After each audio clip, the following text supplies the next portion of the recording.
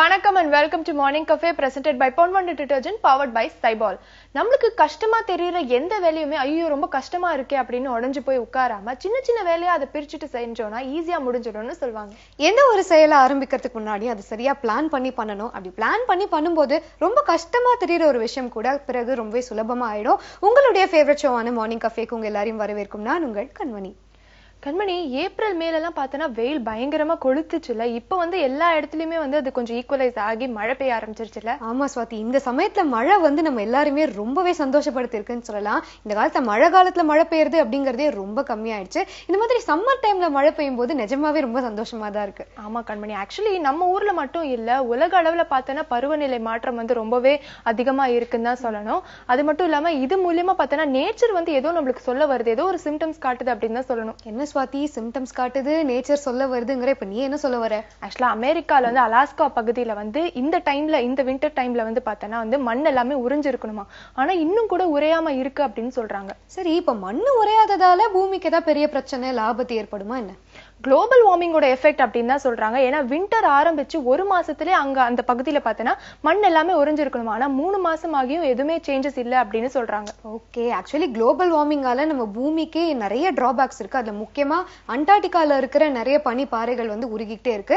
அது நிஜமாவே சீரியஸான இஷ்யூ தான். ஆனா மண்ணு உரையல அப்படிங்கிறது அவ்வளவு சீரியஸா என்ன? எல்லாமே ஒண்ணுத்துக்கு ஒண்ணு இன்டர்லிங்க்ட் தானே கண்மணி. ஏன்னா பூமியில மத்த இடத்துல நடக்கிற டிசாஸ்டர்ஸோட எஃபெக்ட் தான் இங்க தெரியுது, அலாஸ்கா பகுதியில தெரியுது அப்படின்னு சொல்றாங்க. சரி, இப்ப மண்ணு உறையாம இருக்கிறதால அடுத்ததா என்ன பிரச்சனை வரும்னு சொல்றாங்க? ஆக்சுவலா இப்பவே பார்த்தோன்னா அந்த பகுதியில கார்பன் டை ஆக்சைடு கண்டென்ட் ரொம்பவே அதிகமாயிடுச்சுன்னு சொல்றாங்க.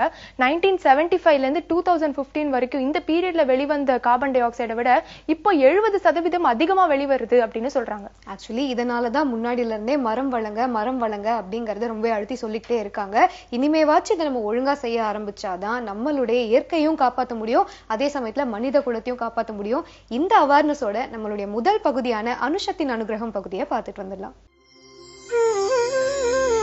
கருணை பொங்கும் உருவே கற்பகத்தருவே காஞ்சி நகர் உரையும் காமகோட்டி குருவே காமகோட்டி குருவே காமகோட்டி குருவே சந்திரனின் கொழுமை ஒத்த சந்திரசேகர திருவே இந்திராதி தேவர்களும் இணையுமக்கில்லையே காத்து என்றும் அருள வேண்டும் கருணை கடலே காஞ்சியின் கருணை கடலே.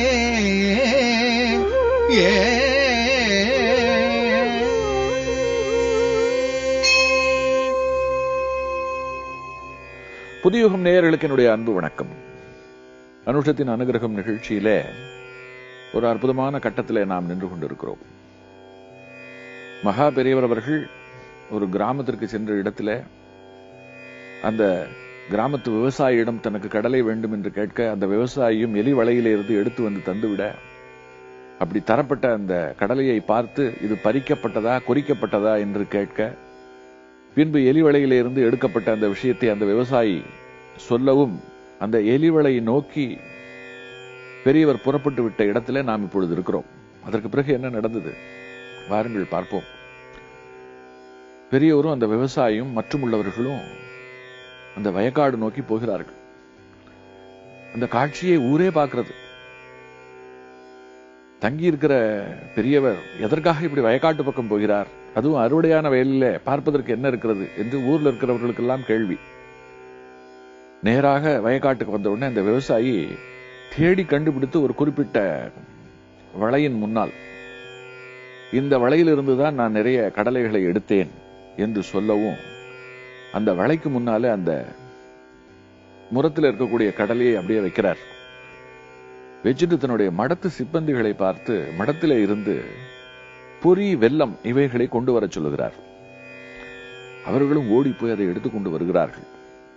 அந்த கடலையோடு சேர்த்து பொறி வெல்லம் இவைகளும் வைக்கப்பட பெரியவர் கைகூப்பி பிரார்த்தனை செய்கிறார். மனசுக்குள்ள என்ன நினைக்கிறார் தெரியுமா? தெரியாமல் நான் கேட்டேன் அப்படிங்கிற காரணத்திற்காக நீ சேமித்து வைத்திருந்ததை இவர்கள் எடுத்துக்கொண்டு வந்து விட்டார்கள். நான் அதை திரும்ப கொண்டு வந்து விட்டேன். ஆகினால மன்னித்து நீ திரும்ப இந்த கடலையெல்லாம் ஏற்றுக்கணும்.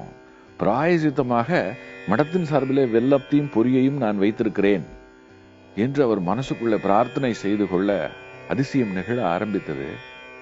அத்தனை பேர் நிற்கின்ற அந்த சூழலிலே வளைக்குள்ளே இருந்து மெல்ல ஒரு எலி வருகிறது. அதற்கு பிறகு 2வது எலி, 3வது எலி, ஒரு எலி கூட்டமே வந்து அத்தனை எலிகளும் அந்த வெல்லத்தையும் அந்த பொரியையும் அந்த கடலையையும் பெரியவர் முன்னாலே சாப்பிட ஆரம்பித்தன. ஆனந்தமாக சாப்பிட ஆரம்பித்தன. எப்பேற்பட்ட அரிய காட்சி!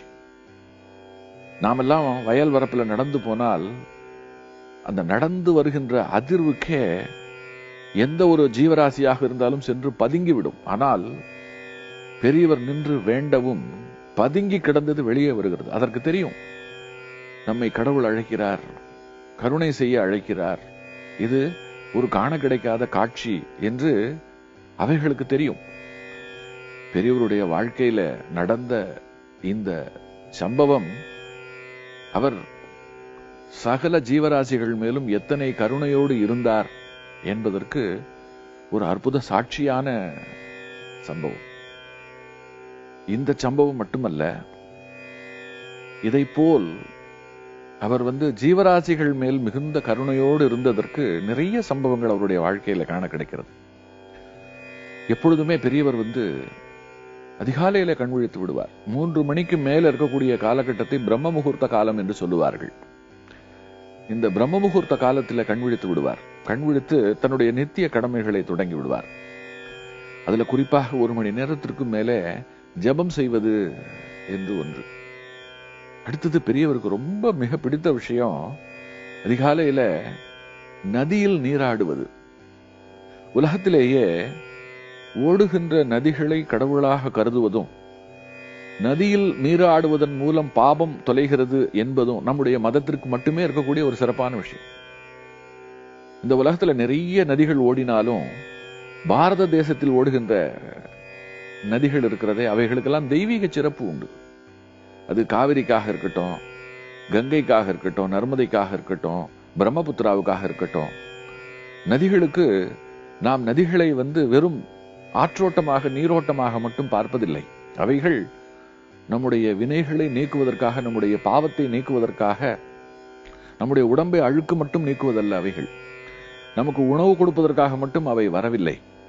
அவை நம்முடைய பாவத்தையும் நீக்குகின்றன. அவைகள் தேவதைகள், தேவர்கள், அதற்கும் மேலான இறை மூர்த்தங்கள். இப்படித்தான் நாம் நதிகளை கொண்டாடி கொண்டிருக்கிறோம். அப்படிப்பட்ட ஒரு புனிதமான பூமி நம்முடைய பூமி. அதனால பெரியவரும் ஓடுகின்ற நதி எங்கிருந்தாலும் அந்த நதியில நீராடுவதை ஒரு தன்னுடைய புனித கடமையாக கொண்டிருந்தார்.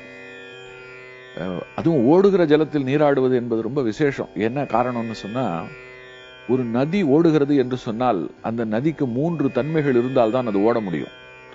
ஒன்று, உயர்ந்த மலைத்தளத்திலே இருந்து ஜலம் வந்தாதான் ஓட்டம் கிடைக்கும். தரையிலே பெய்கின்ற நீர் இருக்கிறது, அது ஓடாது, தேங்கி ஏரி குளம் என்று ஆகிவிடும்.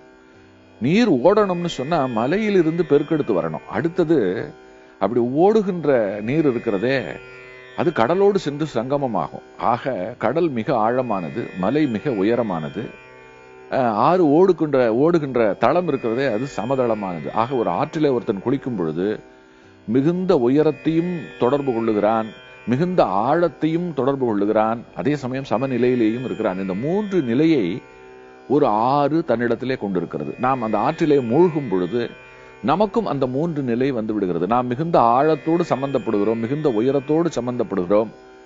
நாம் அதே சமயத்துல அந்த ஆற்றின் சமநிலையிலேயும் சம்பந்தப்படுகிறோம். இப்படி ஆற்றுக்கு பின்னாலே நாம் சிந்தித்து தெரிந்து கொள்வதற்கு நிறைய விஷயங்கள் இருக்கின்றன. ஆறு என்கின்ற அந்த வார்த்தை இருக்கிறது, அதுவே மிகுந்த பொருள் உடையது. அதாவது நீரானது ஆவியாகி, பின்பு மேகமாகி, அதற்கு பிறகு குளிர்ந்து நீராகி, மழையாகி, அதற்கு பிறகு நிலத்திலே விழுந்து ஓடத் தொடங்கி, அது கடலை அடைகின்ற வரை 6 நிலைகள். இந்த 6 நிலைகளை கொண்டது என்கின்ற காரணத்தினாலே தான் அதற்கு 6 என்கின்ற பெயரே வந்தது. அந்த வகையில் பெரியவர் தான் பயணிக்கின்ற இடங்களில் எங்கெல்லாம் ஆறு இருக்கிறதோ அந்த ஆற்றிலே போய் நீராடுவதை ஒரு வழக்கமாக கொண்டிருந்தார். அப்படி ஒரு முறை ஆற்றோரமாக அதிகாலையிலே அமர்ந்து நீராடி கொண்டிருக்கும் பொழுது அட்டைப்பூச்சிகள் அந்த ஆற்றங்கரையிலே நிறைய இருந்து பெரியவர் ஜபம் செய்து கொண்டிருக்கும் பொழுது அவருடைய கால்களிலே ஏறிவிட்டது. கிட்டத்தட்ட ஒரு 10-15 அட்டைப்பூச்சிகள் பொழுது புலபலவல விடிந்து விட்ட நிலையில சீடர்கள் அருகிலே வந்து பார்க்கும் பொழுதுதான் தெரிகிறது பெரியவர் கால் முழுக்க அட்டைப்பூச்சிகள் ஏறிக்கொண்டிருப்பது.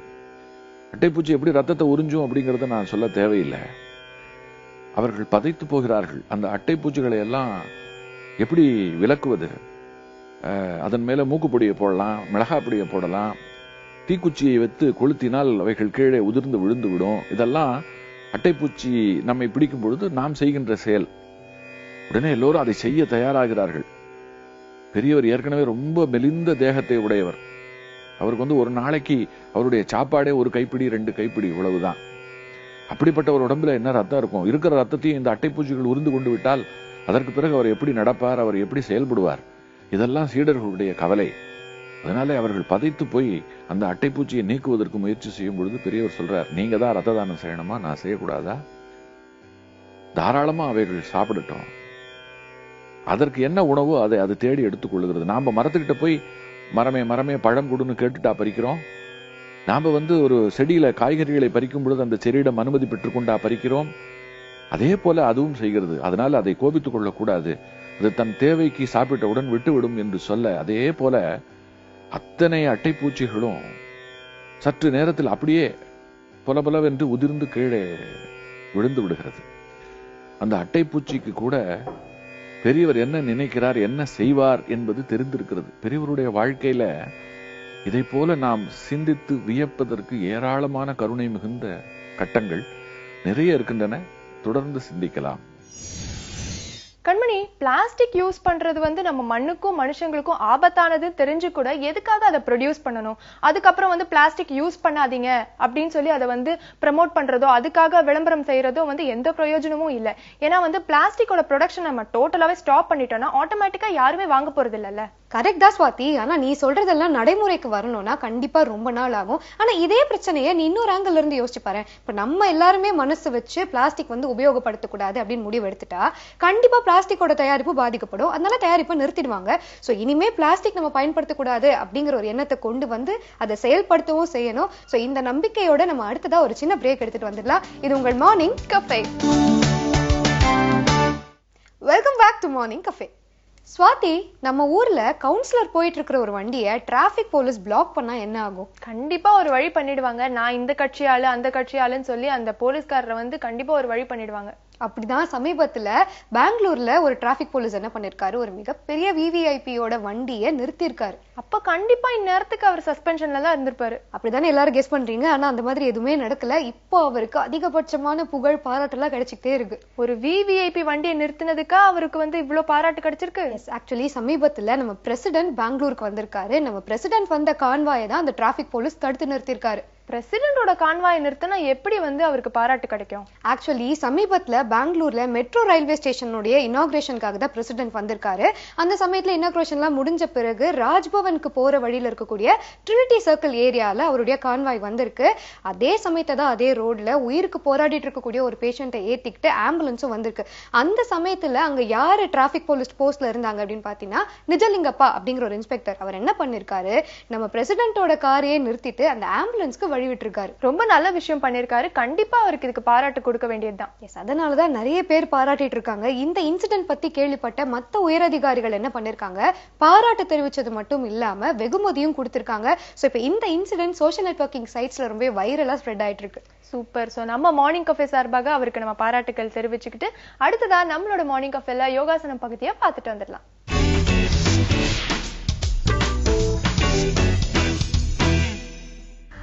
வணக்கம் நேர்களே, நான் கவிதா சத்யநாராயணன், கோஷப்பாவை யோகால இருந்து.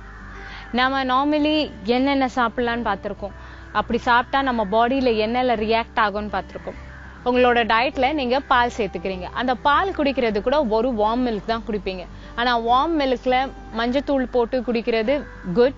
டர்மரிக் போட்டு குடிச்சா உங்க பாடியில உங்களுக்கு எதிர்ப்பு சக்தி, அதாவது இம்யூனிட்டி சிஸ்டம் அது நல்லா பார்த்துக்கும். இன்கேஸ் உங்களுக்கு கோல்டா இருந்தா அது ரொம்பவே ஹெல்ப் பண்ணும்.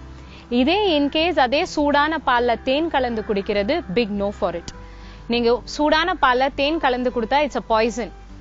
அதோட கெமிக்கல் ரியாக்ஷனே வேற, உங்க பாடியில அது எதுவுமே ஹெல்ப் பண்ணாது. இன் ரிவர்ஸ் அது உங்களோட ஆர்கன்ஸுக்கு ரொம்ப பாதிப்பு தான் அடைய வைக்கும். ஸோ இன்கேஸ் உங்களுக்கு தேன் பால்ல கலந்து குடிக்கணும்னா அந்த பால் வந்து நார்மல் ரூம் டெம்பரேச்சர்ல இருக்கணும், ரொம்ப சூடா இருக்கக்கூடாது. சூடான பால்ல தேன் எப்பவுமே கலக்கக்கூடாது. வார்ம் மில்க் இல்ல நார்மல் டெம்பரேச்சர்ல இருக்கிற மில்க்ல நீங்க தேனை கலந்து குடிங்க, உங்க பாடிக்கு நல்லது. இல்ல வெந்நீர்ல நீங்க தேன் போட்டு குடிக்கலாம். ஆனா சூடான பால்ல தேன் போட்டு குடிக்கிறது நோ டு இட். சோ நம்ம இப்போ பால்ல எண்ணெல்லாம் எப்படி எல்லாம் கலந்து குடிக்கலாம்னு பார்த்தோம். சோ இப்போ நம்ம முத்ராஸ் பார்க்க போறோம். முத்ராஸ்ல இப்போ பார்க்க போறது வந்து ருத்ரமுத்ரா. ருத்ரமுத்ரா எதுக்கு? ருத்ரமுத்ரா பர்டிகுலர்லி ஏன் யூஸ் பண்ணுவாங்கன்னா உங்களோட கிட்னி அண்ட் லிவருக்காக தான் இந்த முத்ரா யூஸ் பண்ணுவாங்க. அது கிளென்ஸ் சரியா ஆகல, ப்ராப்பர் ஹீட் வந்து அந்த ஆர்கன்ஸ்க்கு வந்து சேரலனா கூட அதோட ரியாக்ஷன்ஸ் நிறையவே இருக்கு.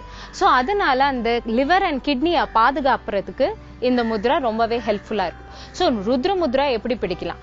உங்க கைகள்ல உங்களோட பாயிண்டிங், அதாவது ஆள்காட்டி விரல் அண்ட் உங்களோட மோதிர விரல், இந்த ரெண்டையும் சேர்த்து நீங்க உங்க கட்டை விரல் கூட நீங்க ஜாயின் பண்ணினீங்கன்னா உங்களோட மிடில் ஃபிங்கர் அண்ட் உங்க சுண்ட விரல் வெளியே இருக்கும். இப்படி இந்த மாதிரி இருக்கும். இந்த மாதிரி இருக்கிறது தான் ருத்ரமுத்ரா.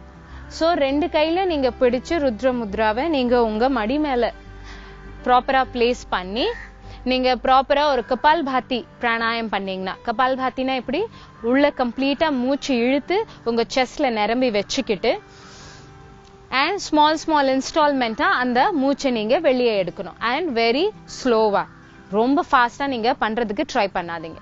எப்படின்னா மூச்சு உள்ள எடுத்துட்டு ஸ்ட்ரெயின் இல்லாம நீங்க அந்த மாதிரி ஆசனாஸ் பண்ணுனீங்கன்னா உங்களோட பாடியில அந்த கிட்னி அண்ட் லிவரோட ஃபங்க்ஷன் ப்ராப்பரா இந்த முத்ரா கரெக்டா பாத்துக்கும். So at the same time again அந்த முத்ராவை காட்டுறேன். உங்களோட கைகள்ல உங்களோட ஆள்காட்டி விரல் அண்ட் உங்களோட மோதிர விரலோட டிப்பை இந்த கட்டை விரல் ஜாயின் பண்ணீங்கன்னா மத்த ரெண்டு விரல் வெளியே நிற்கும். அதாவது மிடில் ஃபிங்கர் அண்ட் சுண்டு விரல் வெளியே நிற்கும். இந்த மாதிரி பிடிச்சிட்டு உங்க மடி மேல வச்சு பிளேஸ் பண்ணி நீங்க ஒரு கபால் பாத்தி பிராணாயம் இல்ல அனுலோம் விலோம் பிராணாயம் பண்ணும்போது உங்களோட பாடியில ஒரு ப்ராப்பர் ரியாக்ஷன்ஸை நீங்களே உணர்வீங்க. அண்ட் உங்களோட பாடி ஹீட்டை கரெக்டா மெயின்டைன், அந்த டெம்பரேச்சரை மெயின்டைன், அந்த உஷ்ணத்தை மெயின்டைன் பண்றதுக்கு இந்த முத்ரா ரொம்பவே ஹெல்ப்ஃபுல்லா இருக்கும். ஸோ நீங்க ருத்ர முத்ரா பாத்தீங்க. இப்போ ருத்ர முத்ராக்கு அப்புறமா நீங்க பார்க்க போற முத்ரா அனோமுக முத்ரா. அனோமுக முத்ரா வந்து என்னன்னா உங்களோட பிரெயின் ஆக்டிவிட்டியை கரெக்டா சீரா அமைக்கிறதுக்கும் concentration power in especially memory, அதாவது ஞாபக சக்தி இருக்கு இல்லையா, நிறைய பேருக்கு சீக்கிரமா நிறைய விஷயம் மறந்து போகுது, கான்ட் ரிமெம்பர். அண்ட் நீங்க இப்பெல்லாம் மொபைல் யூஸ் பண்றதுனால ஒரு நம்பர் கூட கரெக்டா நீங்க உங்களால ஞாபகம் வச்சுக்க முடியாது. ஸோ நிறைய விஷயம் மெமரிஸ்ல நிறைய ஸ்டே பண்ணாது. ஸோ மெமரி நல்ல பேலன்ஸ்டா இன்க்ரீஸ் பண்ணி ஸ்ட்ரென்தன் பண்றதுக்கு அனோமுக முத்ரா ரொம்பவே ஹெல்ப்ஃபுல்லா இருக்கும். என்ன, இது வெரி சிம்பிள். உங்களோட ரைட் கைய எல்லாத்தையும் இப்படி சேர்த்தீங்கன்னா ஆல் தி 5 ஃபிங்கர்ஸ், எல்லா 5 ஃபிங்கர்ஸோட டிப்பும் வெளியே வரும். இதே லெஃப்ட் ஹேண்ட்லயும் எல்லா ஃபிங்கர்ஸையும் சேர்த்தீங்கன்னா வெளியே டிப்பு வரும். இந்த டிப் அண்ட் டிப் இப்படி டச் ஆகணும். டிப் அண்ட் டிச் இப்படி டச் ஆகி உங்க மார்பு பகுதிக்கு 1 இன்ச் கீழே, அதாவது எங்க உங்க லிம்ஃபைட்டிக் சிஸ்டம் ஆக்டிவேட் ஆகுதோ அந்த இடத்துல இந்த மாதிரி பிடிச்சு நீங்க மெதுவா மூச்சு உள்ள வெளியே, மெதுவா மூச்சு உள்ள வெளியே நீட்டு நீங்க இந்த பிராக்டிஸ் பண்ணிட்டு இருந்தீங்கன்னா உங்க மெமரி பவரை இன்க்ரீஸ் பண்றதுக்கு அனோமுக முத்ரா ரொம்பவே ஹெல்ப்ஃபுல்லா இருக்கும். இன்கேஸ் உங்களுக்கு நேல்ஸ் இருந்ததுன்னா அந்த நேல்ஸை அட்ஜஸ்ட் பண்ணிட்டு நீங்க இந்த டிப்ல வைக்க பாருங்க. ஏன்னா இந்த ஃபிங்கரோட டிப் டு டச் ஆகணும். நேல்ஸ் எல்லாம் இன்டர்வீன் பண்ணக்கூடாது. அப்படி பண்ணினீங்கன்னா அந்த எலக்ட்ரோ மேக்னெட்டிக் வேவ்ஸ் கரெக்டா பாயறதுக்கு வாய்ப்பு இருக்காது. ஸோ வெரி இம்பார்ட்டன்ட், இந்த டிப் டு டிப் டச் பண்ணிட்டு மூச்சு உள்ள வெளியே கண்ணை மூடி மெதுவா நீங்க கான்சென்ட்ரேட் பண்ணி ப்ராக்டிஸ் பண்ணீங்கன்னா உங்களோட மெமரியை இம்ப்ரூவ் பண்றதுக்கு இது ரொம்பவே ஹெல்ப்ஃபுல்லா இருக்கும். இன்னைக்கு நீங்க ருத்ர முத்ரா பாத்தீங்க அண்ட் அனோமுக முத்ரா பாத்தீங்க. நாளைக்கு இன்னொரு முத்ரா ஆசனாஸோட நான் உங்களை சந்திக்கிறேன்.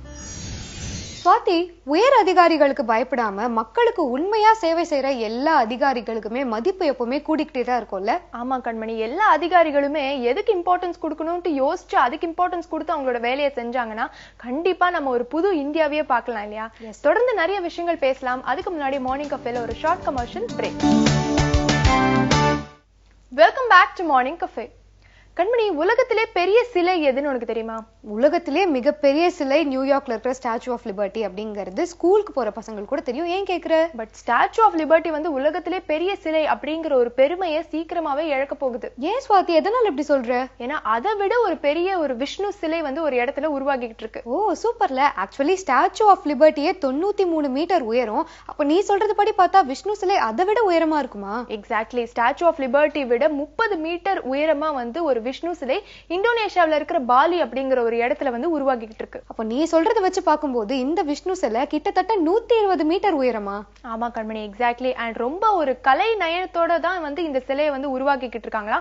அது மட்டும் இல்ல, 25 வருஷமா வந்து இந்த ப்ராஜெக்ட் வந்து நடந்துகிட்டு இருக்கு. பல மில்லியன் ருபீஸ் வந்து இந்த ப்ராஜெக்ட்ல இன்வெஸ்ட் பண்ணிருக்காங்க. ஓ, அப்ப நீ சொல்லிருக்கிற இன்ஃபர்மேஷன்ஸ்லாம் வச்சு பார்க்கும்போது ரொம்ப பெரிய ப்ராஜெக்ட் அப்படிங்கிறது தெரியுது. ஸோ இதை என்டையரா கன்ஸ்ட்ரக்ட் பண்றதுக்கு இன்னும் எத்தனை நாள் ஆகும்? வர செப்டம்பரோட இந்த சிலை வந்து முழுசா இந்த பணி எல்லாமே முடிஞ்சிரும் அப்படின்னு சொல்றாங்க. அப்படி முடிஞ்சிருச்சுன்னா உலகத்திலே வந்து மிகப்பெரிய சிலை அப்படிங்கிற ஒரு பெருமை இதுக்கு கிடைச்சிரும். சூப்பர். மகாவிஷ்ணுவோட இன்னொரு விஸ்வரூபம் இந்தோனேஷியால உருவாகிட்டு இருக்கு. நல்ல தகவல் சொல்லியிருக்க. இந்த தகவலோட நம்ம அடுத்த பகுதியை பார்த்துட்டு வந்துடலாம்.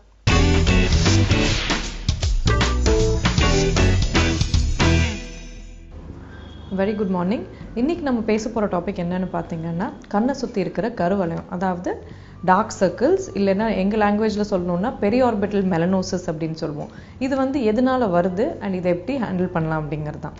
ஸோ இந்த கருவளையம் அப்படிங்கிறது சில ஃபேமிலிஸில் ஜெனட்டிக்காகவே இருக்குங்க. அதாவது பார்த்தீங்கன்னா மதராக இருக்கலாம், இல்லைன்னா அவங்க சிஸ்டர்ஸாக இருக்கலாம், இல்லை வந்து ஃபாதர் சைடில் இருக்கலாம். எல்லாருக்குமே வந்து இந்த கண்ணை சுற்றி பார்த்தீங்கன்னா ரெண்டு சைட்லையுமே சிமெட்ரிக்கலாக ஒரு டார்க் பிக்மெண்டேஷன் பேட்ச் மாதிரி இருக்கும். இதை வந்து நாங்கள் பிக்மெண்ட்ரி டிமார்கேஷன் லைன் அப்படின்னு சொல்லுவோம். அதாவது அது உடம்புலேயே சார்ந்த ஒரு கலர் சேஞ்சு, அதை வந்து மாற்றுறது ரொம்ப கஷ்டம்.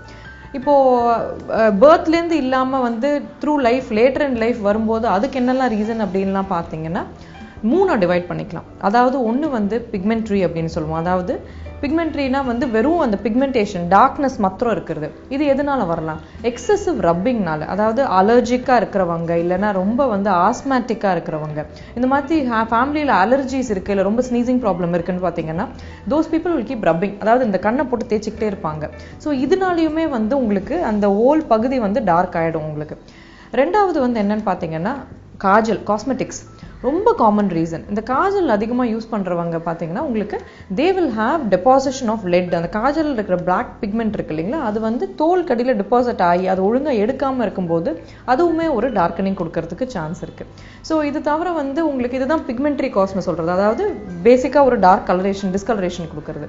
இது தவிர வாஸ்குலர் அப்படிங்கிற காஸ்ட் சொல்லுவோம். வாஸ்குலர்னா என்னன்னு பார்த்தீங்கன்னா கொஞ்சம் வந்து தோலுக்கு அடியில் இந்த பகுதியில் இருக்கிற தோல் வந்து ரொம்ப மெலீஸாக இருக்கிறதுனால ரொம்ப ஃபேராக இருக்கிறவங்களுக்கு, ஈவன் ஒரு ப்ரௌன் கலர்டாக இருக்கிறவங்களுக்கு கூட அந்த அடியில் இருக்கிற ரத்த குழா வந்து ரொம்ப ஈஸியாக வந்து தோல் வழியாக தெரியும்.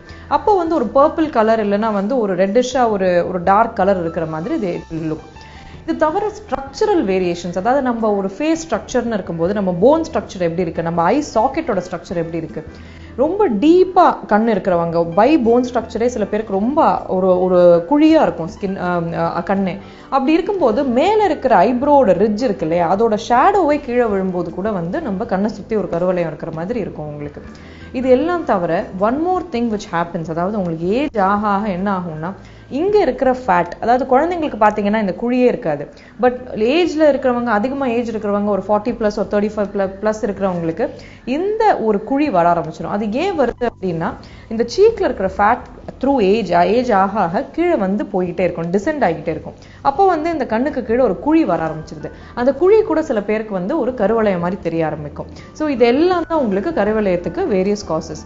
அதர் தென் திஸ் அஃப்கோர்ஸ் நம்ம லைஃப் ஸ்டைல் சேஞ்சஸே இருக்குது. அதாவது சில பேர் பார்த்தீங்கன்னா ஸ்மோக்கிங் ஸ்மோக்கிங், ஆல்கஹால் கன்சியூம் பண்றது, ரொம்ப வந்து ஸ்லீப் ஹவர்ஸ், இன்னும் ஒரு நாளைக்கு வந்து less than 7 hours ஸ்லீப் இருக்கிறவங்க, அண்ட் ரொம்ப ரேண்டம் ஸ்லீப் ஹவர்ஸ், இந்த மாதிரி நைட் ஷிஃப்ட் ஒர்க் பண்றவங்க. ஸோ சில டைம் வந்து மார்னிங் தூங்குவாங்க, சில டைம் நைட் தூங்குவாங்க, அதை வந்து காம்பன்சேட் பண்றேன்னு வீக்கெண்ட்ஸ் தூங்குவாங்க. ஸோ அந்த மாதிரி வந்து ஒரு ரொம்ப எராட்டிக் ஸ்லீப் ஸ்கெடியூல் இருக்கிறவங்களுக்கும் இந்த டார்க் சர்க்கிள்ஸ் அதிகமா இருக்கும். அண்ட் மோரோவர் ரொம்ப புவர் லைட்ல ஒர்க் பண்றவங்க ஒரு புவர் லைட்ல வந்து ரீட் பண்றவங்களுக்கும் அண்ட் ஐ ஸ்ட்ரெயின் பண்றவங்களுக்கும் வந்து இந்த டார்க் சர்க்கிள்ஸ் அதிகமா இருக்கும் உங்களுக்கு.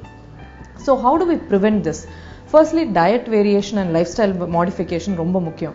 என்ன diet variation பண்ணலாம் அப்படின்னு பார்த்தீங்கன்னா, first of all hydration is ரொம்ப important, and other than hydration ஒரு நல்ல ஒரு vitamin A and vitamin C இருக்கிறது diet, and vitamin K is also very important. அதாவது உங்களுக்கு அந்த ஐ கீழே இருக்கிற bleeding tendency கரெக்ட் பண்றது vitamin K பண்ணும். ஸோ இந்த ஒரு விட்டமின்ஸ் இருக்கிற டயட் வந்து கன்சியூம் பண்றது is very important. Other than that உங்க ஸ்லீப் ஸ்கெடியூல், சரி நம்ம யூஷுவல் பிலீஃப் என்னன்னு பார்த்தீங்கன்னா, நிறைய பேர் அதுவும் நைட் ஸ்கெடியூல்ஸ் இருக்கிறவங்க, நைட் ஜாப்ஸ் இருக்கிறவங்க, ஒரு நாளைக்கு வந்து 5 மணி நேரம் தான் என்னால் வீக் டேல தூங்க முடியுது, அதனால நான் வீக்கெண்ட் வந்து 10 மணி நேரம் தூங்கி காம்பன்சேட் பண்ணிடுறேன் அப்படின்வாங்க. அப்படி இருக்கவே இருக்காதுங்க. Man is animal of routine. அதாவது வந்து நம்ம எதுவுமே ரொட்டீனாக தான் பண்ணணும். 10 மணிக்கு நைட் தூங்குறீங்கன்னா everyday you sleep at 10 o'clock in the night.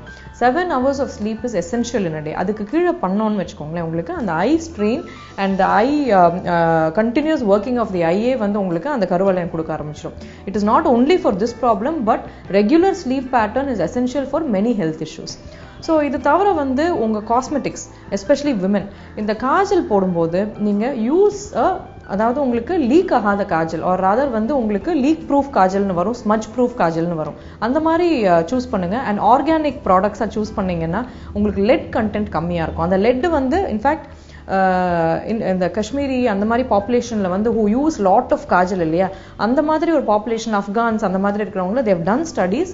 இந்த இடத்துல வந்து தோலை வந்து கட் பண்ணி பயோப்சியே பண்ணி பார்த்துருக்காங்க. அதில் தேவ் ஃபவுண்ட் அவுட் தட் இந்த ஒரு பர்டிகுலர் கண்டென்ட் ஆஃப் லெட் வந்து ரொம்ப அதிகமாக இருக்கு அவங்க கண்ணில், அதனாலே கருவளையம் கொடுக்குது அப்படின்ட்டு. ஸோ நீங்கள் ஆர்கானிக் காஜல் அந்த மாதிரி சூஸ் பண்ணுங்க. இந்த nights before you go to bed you should remove out your makeup with a very very gentle cleanser. ஏன்னா கண்ணை சுற்றி இருக்கிற skin is a very very sensitive skin. You should use an alcohol free product, a water based product, and ரொம்ப ஜென்டிலா வந்து from outside to inside கண்ணை ஸ்கின்னை stretch பண்ணிட்டு லேசா வந்து ஒரு soft cotton or soft cloth வச்சு எடுத்துடணும் makeup. should never let the makeup be on the skin because it will deposit under the skin. So இது தவிர வந்து நீங்கள் when you're using, சப்போஸ் நீங்கள் ஏதாவது உங்களுக்கு நிறைய பேர் வந்து ஃபேஸ் பேக்லாம் போடுவாங்க. இந்த ஃபேஸ் பேக் எல்லாம் போடும்போது ப்ரிஃபரபிளி அவாய்ட் தி ஐ சரௌண்டிங் ஏரியா. ஏன்னா இந்த ஏரியா நீங்கள் அந்த ஃபேஸ் பேக் ட்ரை ஆகும்போது அப்படியே பிடிச்சி இழுக்கும்போது அந்த அந்த கண்ணுக்கடியில் இருக்கிற தோல் வந்து it will damage it. So better to avoid those areas. And definitely read in good light. உங்களுக்கு வந்து if suppose any I problems இருக்குன்னா நீங்கள் வந்து ஒரு ஆஃப்தல்மாலஜிஸ்ட் ஐ டாக்டர் கிட்ட போயிட்டு அப்பப்போ உங்கள் பவர் கரெக்டாக இருக்கான்னு செக் பண்ணிக்கோங்க. தட் இஸ் ஆல்சோ இம்பார்ட்டன்ட் உங்களுக்கு. அது தவிர வந்து அவாய்ட் ரப்பிங் தி ஐஸ். எதுக்குமே சொல்கிறேன் நான், கண்டினியூஸ் சில பேர் ஒரு ஸ்ட்ரெயின் இருக்குனாலே ஒரு டென்ஷன் ஆனாலே கண்ணை வந்து ரொப் பண்ண ஆரம்பிச்சுவாங்க. இதை வந்து கண்டிப்பாக அவாய்ட் பண்ணுங்க. And other than that, of course, like I told, diet modifications. What else can be done? Medically என்ன பண்ணலாம் அப்படின்னு பார்த்தீங்கன்னா, we have chemical peels. இது வந்து medicinal substances which lactic acid, glycolic acid. இது வந்து lactic acid பார்த்தீங்கன்னா பால்லேருந்து எடுக்கிறது, glycolic வந்து sugar caneலேருந்து வருது. இது எல்லாமே வந்து உங்களுக்கு கண்ணுக்கு அடியில் இருக்கிற அந்த பிக்மெண்டேஷனை கண்டிப்பாக லைட்டன் பண்ணும். சப்போஸ் இந்த குழி தான் உங்களுக்கு ப்ராப்ளம், இந்த மாதிரி ஒரு பயங்கர குழியாக இருக்குது, அதுதான் உங்களுக்கு இஷ்யூவாக இருக்கு அப்படிங்கிற பட்சத்தில் we can do fillers. அதாவது ஃபில்லர்ஸுங்கிறது என்னன்னு பார்த்தீங்கன்னா, தோல் கடியில் இருக்கிற டிஷ்யூ, அதாவது ஹைலரோனிக் ஆசிட் அப்படிங்கிற டிஷ்யூவே சிந்தட்டிக்காக இப்போ வருது, அதை வச்சு வந்து அந்த குழியை வந்து உங்களுக்கு we can fill it out.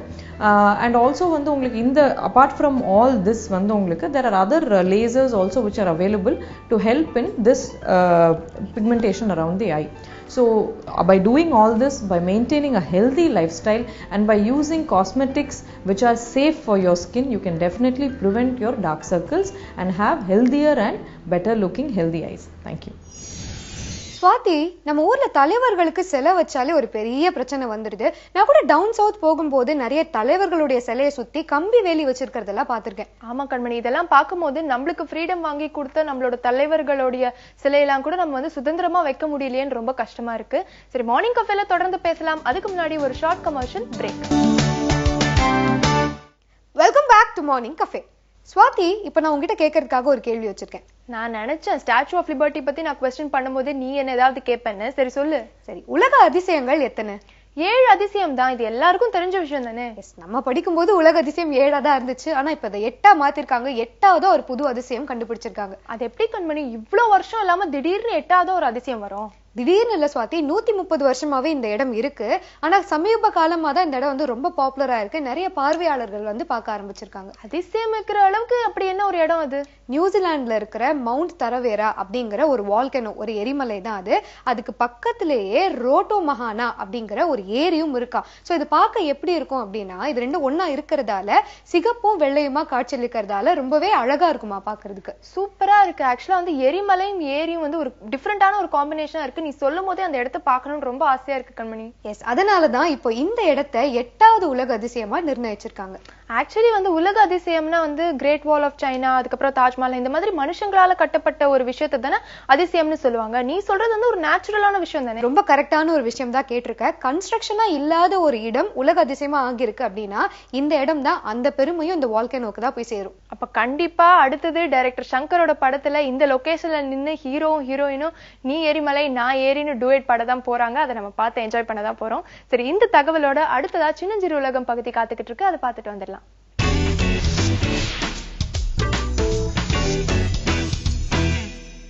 பெற்றோர்களா நம்ம வந்து குழந்தைங்க கிட்ட நிறைய எதிர்பார்க்கிறோம். குறிப்பா எப்போ அப்படின்னா நம்ம வந்து அந்த ரிசல்ட்ஸ் வர டைம்ல. இது வந்து சாதாரண கிளாஸ் டெஸ்டா இருக்கட்டும், பப்ளிக் எக்ஸாம் முடியிற டைமா இருக்கட்டும், நம்ம வந்து நம்ம குழந்தை வந்து ஃபெயிலே ஆகாம படிக்கணும் அப்படின்னு நம்ம வந்து எதிர்பார்க்கிறோம். இது எவ்வளவு டேஞ்சரஸான ஒரு விஷயம் அப்படின்றது இப்ப இருக்கக்கூடிய தற்கொலை முயற்சிகள்ல நம்ம தெரிஞ்சுக்கிறோம். இப்ப பாத்தீங்கன்னா இந்த ரிசல்ட்ஸ் வரக்கூடிய டைம்ல வந்து நிறைய சூசைட் ஹெல்ப்லைன்ஸ் வருது. நிறைய பேர் வந்து இதை பத்தி கருத்துக்கள் வந்து வெளிப்படுத்துறாங்க.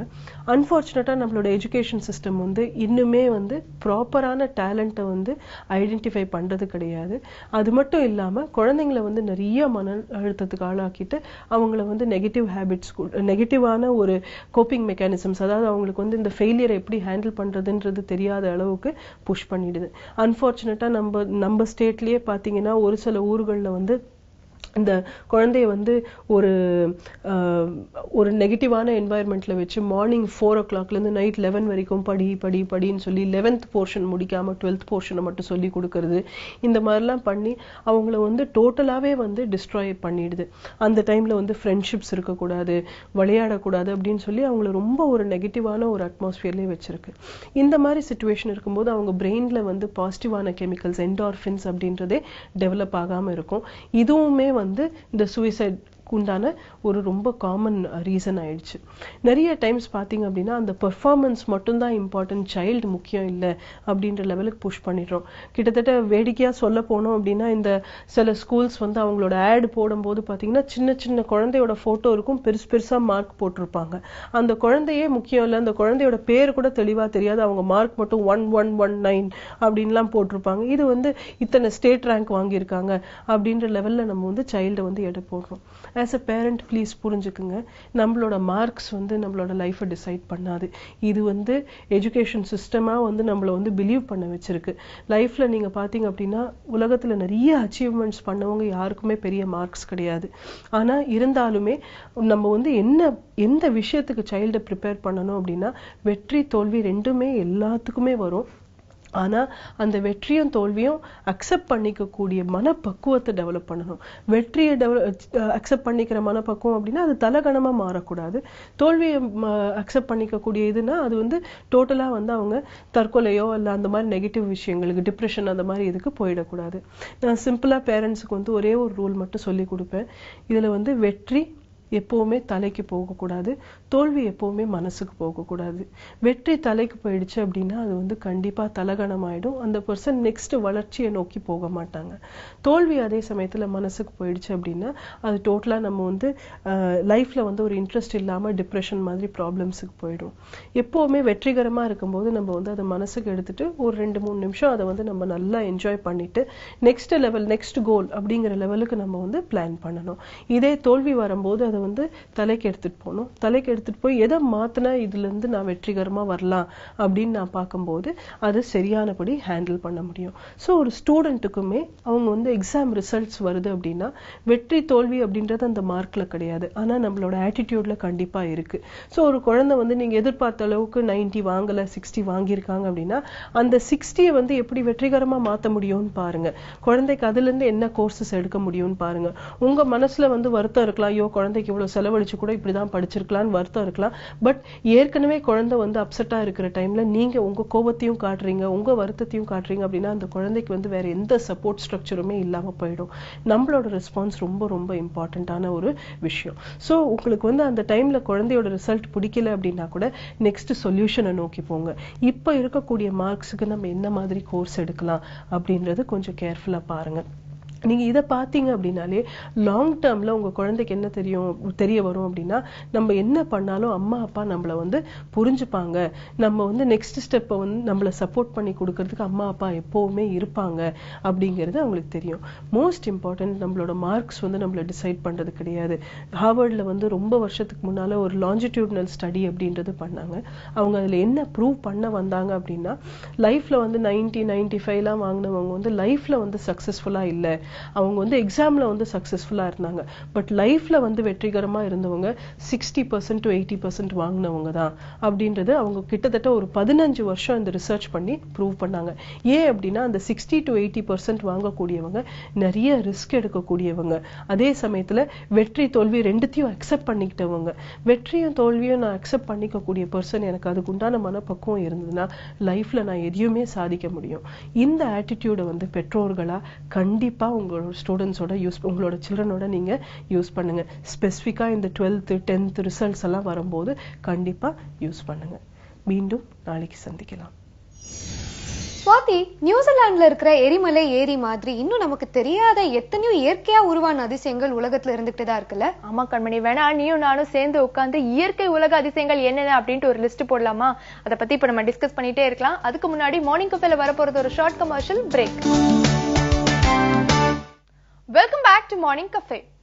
கண்மணி, சோஃபியா பத்தி நீ கேள்விப்பட்டிருக்கியா? ஏன்னா எங்க பார்த்தாலும் இப்ப சோஃபியா சோஃபியா தான் சொல்லிட்டு இருக்காங்க. யாரு சுவாதி அந்த சோஃபியா? ஏதாவது புது பட ஹீரோயினா? அது கிடையாது கண்மணி, சோஃபியா அப்படிங்கிறது ஒரு ரோபோ. ரோபோக்கு சோஃபியா அப்படின்னு பொண்ணோட பேர் வச்சிருக்காங்களா? இதுக்கே ஆச்சரியப்பட்டா எப்படி? பேரு மட்டும் இல்ல கண்மணி, அது பாக்குறதுக்கு கூட அப்படியே அச்சசல் வந்து ஒரு பொண்ணு மாதிரியே இருக்குமா.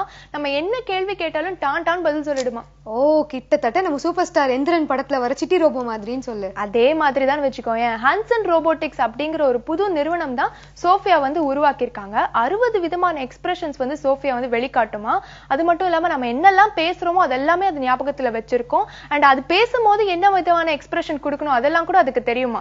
அண்ட் அதோட தலையில பார்த்தோன்னா ஒரு கேமரா இருக்கும். ஸோ ஆப்போசிட்ல யார் இருக்காங்க அப்படிங்கறத அதால வியூ பண்ண முடியும். அண்ட் அந்த ஆப்போசிட் பர்சனோட ஃபேஸை கூட வந்து அது மைண்ட்ல ரெஜிஸ்டர் பண்ணி வச்சுக்குமா. வாவ், இவ்ளோ அறிவாளியா இருக்கிற சோஃபியா கண்டிப்பா பார்க்க அழகாவும் இருக்கும்னு நினைக்கிறேன். யார் மாதிரி இருக்குமா? ஆக்சுவலி சோஃபியா வந்து ஆக்ட்ரஸ் ஆட்ரே ஹெபர்னின் மாதிரி இருக்குமா. ஸோ அதனால சீக்கிரமா ஃபேமஸ் ஆயிடும்னு சொல்றாங்க. சூப்பர்ல. ஆக்சுவலி இந்த ரோபோ வந்து வெளிநாட்டுல கண்டுபிடிச்சிருக்கிறதால தான் ஹாலிவுட் ஆக்டர்ஸ் நேம் வச்சிருக்காங்க. இதுவே நம்ம உள்ளூர்ல கண்டுபிடிச்சிருந்தாங்கன்னு வச்சுக்கோயேன், கண்டிப்பா பத்மினி, சரோஜா தேவி அப்படின்லாம் இந்த ஜெனரேஷனுக்கு ஏத்த மாதிரி த்ரிஷா இல்லைன்னா நயன்தாரா தான் பேர் வச்சிருப்பாங்க. ஆமா கண்மணி, நீ சொல்றது ரொம்பவே கரெக்ட். கண்டிப்பா வச்சாலும் வச்சிருப்பாங்க, அதுல ஆச்சரியப்படுறதுக்கே இல்ல. இப்ப அடுத்த பகுதியான அவ்வை சொன்ன மொழியாம் பகுதி காத்துட்டு இருக்கு, அதை பார்த்துட்டு வந்துடலாம்.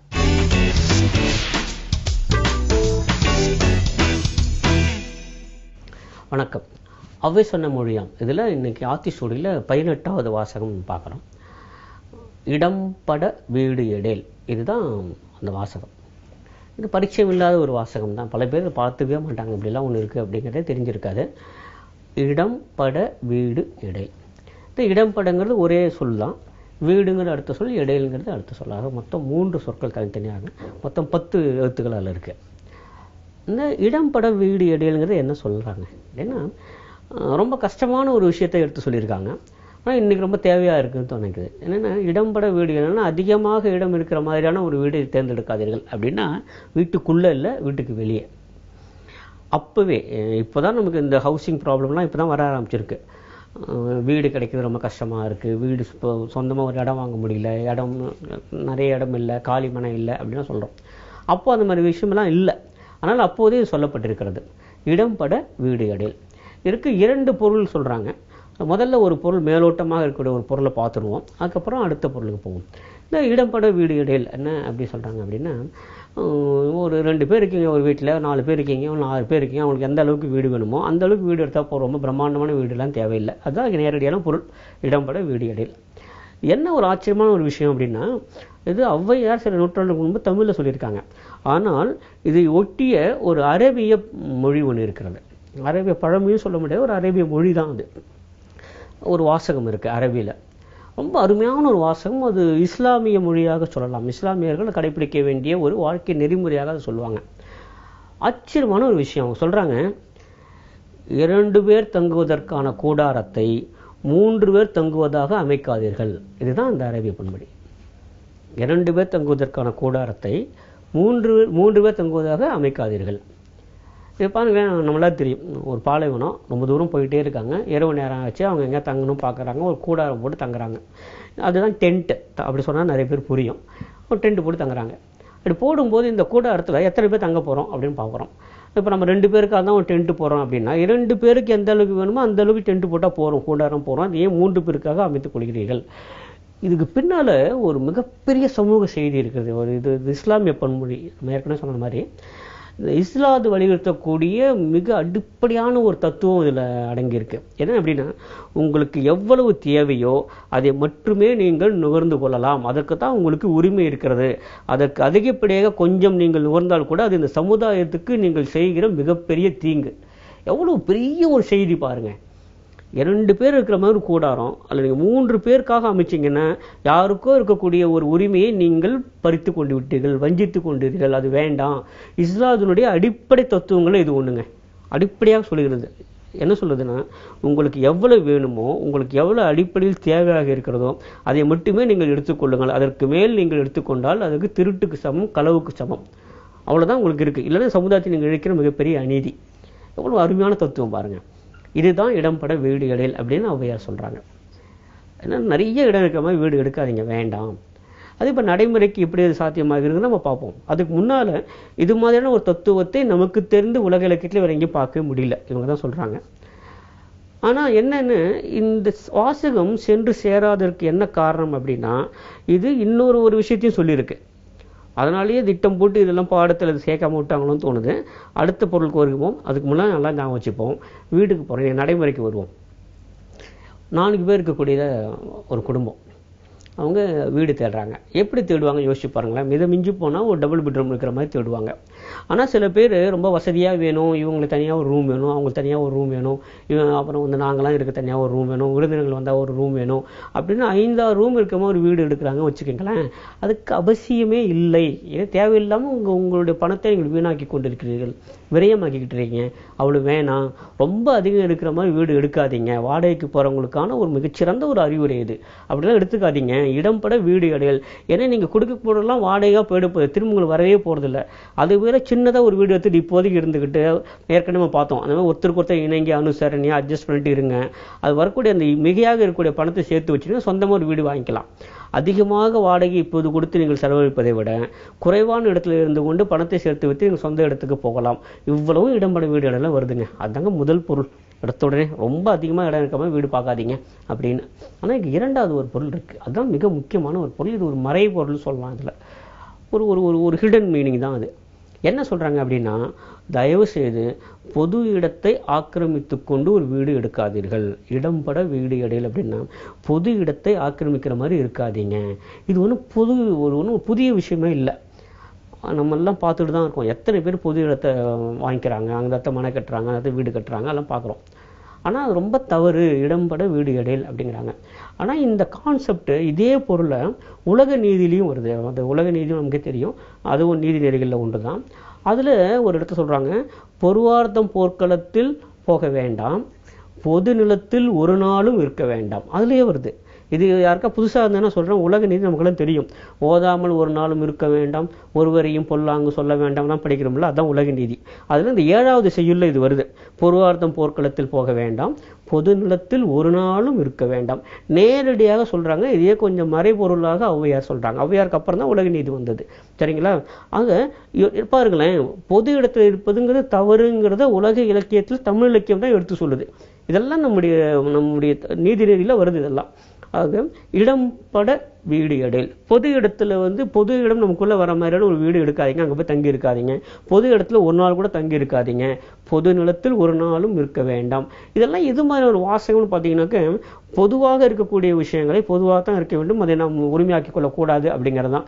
இதான் திட்டம் போட்டு தான் ஒரு வேளை பாடத்துல இருந்து எடுத்துட்டாங்களோன்னு தோணுது. இதெல்லாம் வேண்டாம் வைக்கக்கூடாது அப்படின்னு சொல்லிட்டு யாரோ கொள்கை ரீதியாக எடுத்தாங்களோ என்னவோ தெரியல. இந்த இடம்பட வீடு எடையல்ங்கிறது அதெல்லாம் வருது. இரண்டாவது. மூன்றாவது, கிராமங்கள்ல இப்போ கூட நடந்துட்டு இருக்கு. என்னென்ன, 2 வீடு இருக்கு சரிங்களா, அதுல 2 பேருக்கு இடையில ஒரு பொதுவான ஒரு இடம் இருக்கிறது.